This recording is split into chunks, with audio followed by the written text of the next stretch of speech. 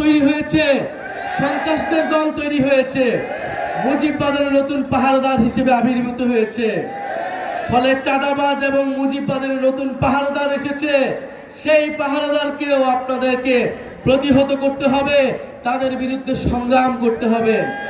প্রিয় সংগ্রামী বন্ধুগণ, আমরা অনৈক্য চাই না, আমরা বিভাজন চাই না, কিন্তু যদি জনগণের বিরুদ্ধে দাঁড়ায়, জুলাই গণ অভ্যুত্থানের বিরুদ্ধে কোনো শক্তি দাঁড়ায়, তবে অবশ্যই তাদের সাথে আমাদের ঐক্য সম্ভব নয়। বাংলাদেশের ছাত্র তরুণ জনতা বুক চিতিয়ে লড়াই করেছিল স্বৈরাচারের বিরুদ্ধে, সরকারের বিরুদ্ধে। এই পটুয়াখালীর সন্তানেরা অসীম সাহসিকতার সাথে লড়াই করেছিল। আমরা শুধু হাসিনার পতন নয়, সেই দুর্নীতি, সেই মাফিয়া সিস্টেমের পতন চেয়েছি। আমরা এই জন্য বুঝেছিলাম ফ্যাসিবাদী ব্যবস্থার বিলোপ এবং নতুন রাজনৈতিক বন্দোবস্ত প্রতিষ্ঠা করতে হবে।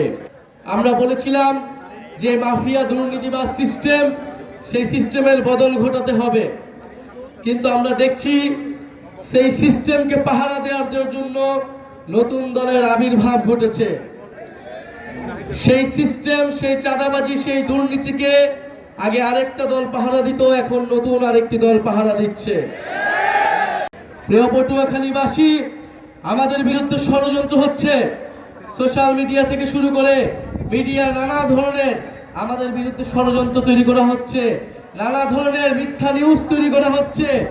অভ্যুত্থানের নেতৃবৃন্দকে দুর্নীতি পরায়ণ হিসেবে আপনাদের সামনে সাব্যস্ত করার চেষ্টা করা হচ্ছে। যখন আমরা প্রত্যেকটি জেলায় যাচ্ছি, যখন মানুষের বাঁধ ভাঙা উচ্ছ্বাস আমাদের প্রতি মানুষের স্রোতের মতো আমাদের মিছিলে এসে মিশতেছে, তখন আমাদের বিরুদ্ধে তৈরি হয়েছে ষড়যন্ত্র। আপনারা কি সেই ষড়যন্ত্রে বিশ্বাস করেন? আমরা কি সেই ষড়যন্ত্র বিশ্বাস করি? এই ষড়যন্ত্রের জবাব দিব আমরা জনসমর্থন দিয়ে। মানুষের প্রতি আমাদের যে সমর্থন, আমাদের প্রতি মানুষের যে উচ্ছ্বাস, মানুষের যে আস্থা, সেই আস্থায় এই ষড়যন্ত্রকে প্রতিহত করবে। আমরা চাই আগামী দিনে এই পটুয়াখালী, এই উপকূলীয় অঞ্চলগুলো শক্তিশালী ঘাঁটি হিসেবে গড়ে তুলতে হবে।